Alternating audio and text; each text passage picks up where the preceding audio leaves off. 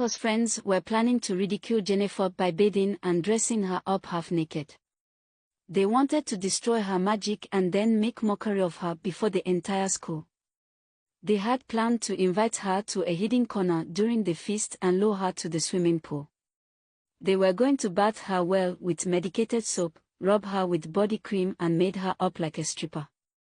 Then force her to find herself before the saloon where there was the feast and disgrace before everyone.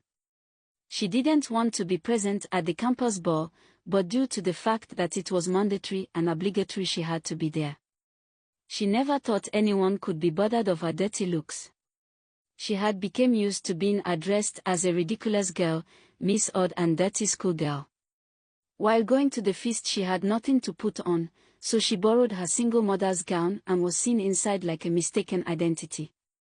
Everyone was going to dress with tight-fitting skirts, trying to look enticing and enchanting, especially for the eyes of Prince Bamboy, who was a special guest. He could just pick interest on one of them, so they had to look good. He seemed not quite interested on any girl, but his best friend said that he had not seen her kind of girl. For sure within his heart there was an empty space that had not perceived the right speck to make it tremble. All he needed was a little pretty face to tickle his affection. He went to the party as an obligation because he had already known all the girls in the school and their prejudice didn't catch his attention. As a prince he had to be there and behave responsibly and gain the respect he deserved. He also wanted to attend the school feast for the first time and get familiar with ordinary people and peers. As for Jennifer, she was just participating in the school feast as an obligation. That was how Jennifer found herself at the school ball. When everyone had mustered in the saloon, her foes lured her to the swimming pool and forcefully undressed and washed her. After that they wore a half-stripped skirt and a blouse that exposed her breast hanging on her lingerie. Her cleavage was like that of a virgin. A light makeup on her face and then they pushed her in the middle of the crowd. She held her skirt with her hands feeling shamed and shy. The rabble was laughing at her, but she caught the attention of one guy. Prince Bamboy got up from his seat and asked Nsoki, his best friend. "Who is that beautiful girl?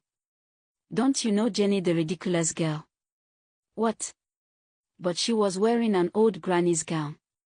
"The mischief of Michael, I think. But she looked like God took 30 days to sculpt her." Then Jennifer rushed out and scurried home, swearing to avenge such act. The prince went after her but lost sight of her in the dark.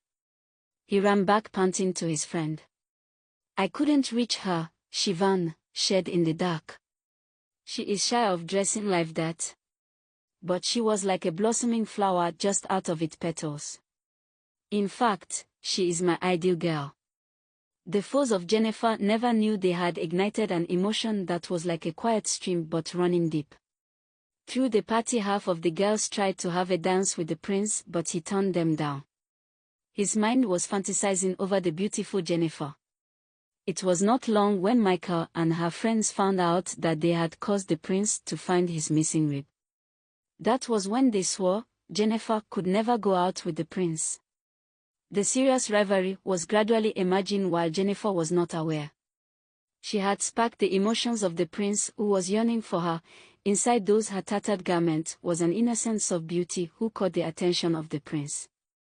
Watch out for episode 3.